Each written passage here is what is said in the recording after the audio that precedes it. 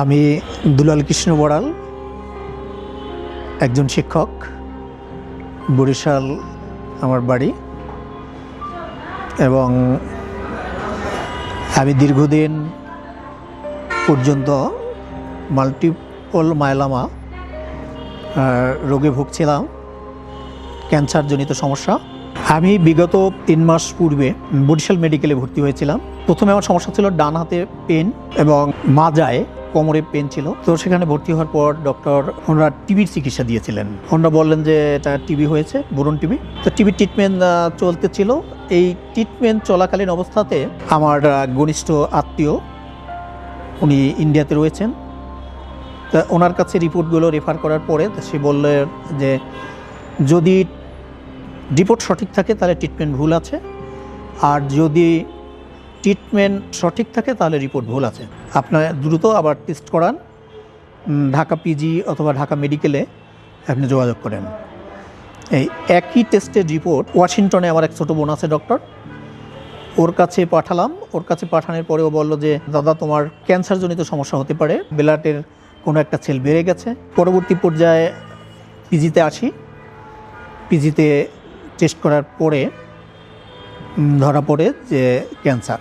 এরপরে আমি অনেকটা হতাশ হয়ে গেছি। পিজিতে ট্রিটমেন্ট পেতে হলে সেখানে সিট পেতে হবে, তো ওইখানে সিট পাইনি। তো দীর্ঘদিন অপেক্ষা করার পরে আবার পুনরায় বরিশাল চলে যাই। একটা পর্যায়ে আমি হতাশ হয়ে গেছি এবং অলরেডি শয্যাগত হয়ে গেছি। আজকের থেকে 2 মাস পূর্ব পর্যন্ত একেবারেই শয্যাগত ছিলাম। তো এরপরে আমি অনলাইনে সার্চ করি যে চিকিৎসার জন্য কোথায় কোন ডক্টরের কাছে যেতে পারি। এরপরে অনলাইনে আমি পেলাম ডক্টর গুলজার স্যারকে। তার সাথে আমি যোগাযোগ করি এবং স্যার খুব দ্রুতই আমাকে গণস্বাস্থ্য হসপিটাল ধানমন্ডি 6, আমি এখন যেখানে রয়েছি চিকিৎসাধীন, স্যার এখানে আসতে বলেন। দুলাল কৃষ্ণবাবু যখন আমাদের কাছে আসলেন, তো আমি ওনার রিপোর্টগুলো দেখলাম যে আসলে সব রকম পরীক্ষাই করা হয়ে গেছে ওনার। ফলে আমার আর বেশি দেরি করার প্রয়োজন হয়নি। আমি একেবারে প্রাথমিক যে বায়োকেমিক্যাল এবং হেমাটোলজিক্যাল যে টেস্টগুলো করা দরকার ছিল ওগুলো দেখি রিভিউ করে আমি শুরু করে দিয়েছি ট্রিটমেন্ট, এবং আমরা একদিনের মধ্যেই চিকিৎসা শুরু করতে পেরেছি ওনার, এবং ফলাফলটা যথেষ্ট ভালো। স্যারের সাথে কথা বলার পরে আমি দ্রুত মানসিকভাবে সক্রিয় হই এবং আমি অনেকটা ভরসা পাই, এবং স্যারের আলোচনা এবং তার পরামর্শ অনুযায়ী আমি চলে আসি এখানে গণস্বাস্থ্য ধানমন্ডি 6, এবং এখানে আসি শনিবার দিনেই স্যার ট্রিটমেন্ট শুরু করেন এবং রবিবার দিন থেকে কেমোথেরাপি শুরু হয়। তো রবিবার কেমোথেরাপি শুরু হয়, এ যাবৎ 4টা কেমোথেরাপি শেষ হয়েছে। 3টা কেমোথেরাপি শেষ হওয়ার পরেই আমি উঠে হাঁটতে পারছি এবং চলাফেরা করতে পারছি, যেটা প্রায় 2 মাস শয্যাগত থাকার পরে আমার নিজের কাছে এটা একটা জাদুর মতো মনে হয়েছে। আসলে মাল্টিপল মায়োলামার রোগীরা যদি সঠিক সময়ে আমাদের কাছে আসে এবং আমরা যদি সঠিকভাবে চিকিৎসাটা সঠিক সময়ে শুরু করতে পারি, তাহলে এটার খুব চমৎকার ফলাফল পাওয়া যায়।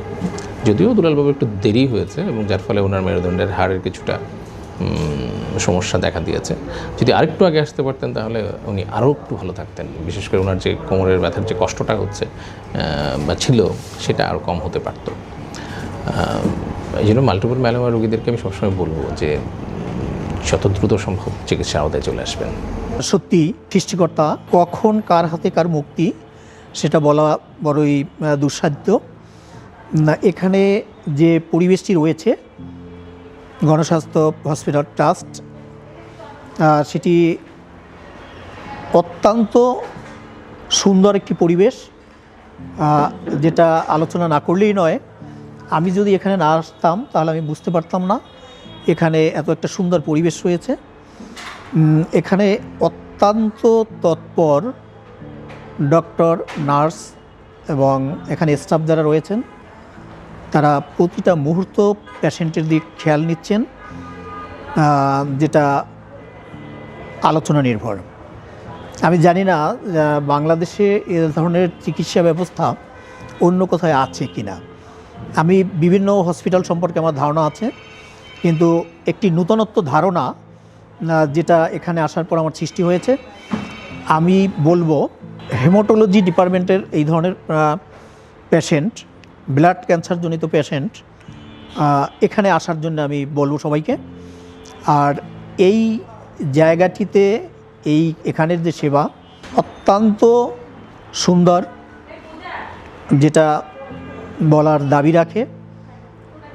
আমার ধারণা যে এই হসপিটাল এবং এখানের যে চিকিৎসা ব্যবস্থা এটার যথার্থ প্রচার মনে হয় নেই। এখানে যেসব পেশেন্ট আসছেন এ যাবৎ সুস্থ হয়ে চলে যাচ্ছেন, আবার আসছেন, এখান থেকে কেমোথেরাপি দিয়ে চলে যাচ্ছেন, এবং এখানের আনুপাতিক হারে অন্যান্য প্রাইভেট যে হসপিটালগুলো রয়েছে তার চেয়ে অত্যন্ত কম ব্যয়ে এখানে চিকিৎসা সেবা নেওয়া সম্ভব। এবং যেটা চলমান, আমি নিজে যেটা এখান থেকে পেয়েছি আর কি। আর এই হসপিটাল সম্পর্কে আমি যতটা জেনেছি, এখনও জাফরুল্লাহ স্যার প্রতিষ্ঠা করে গেছেন ট্রাস্ট। আমি স্যারের জন্য দোয়া করি, স্যারের ফ্যামিলি এবং এই হসপিটালের সাথে যারা সম্পৃক্ত রয়েছেন আমি সবার জন্য দোয়া করি। বিশেষ করে আমার যে ডক্টর এখানকার গুলজার স্যার, আমি তার জন্য প্রতিটা মুহূর্ত দোয়া করি, তার টিম, গোটা টিমের জন্য দোয়া করি। এবং এখানের যে সুন্দর একটি ব্যবস্থাপনা, আমি এখানে না আসলে বুঝতেই পারতাম না।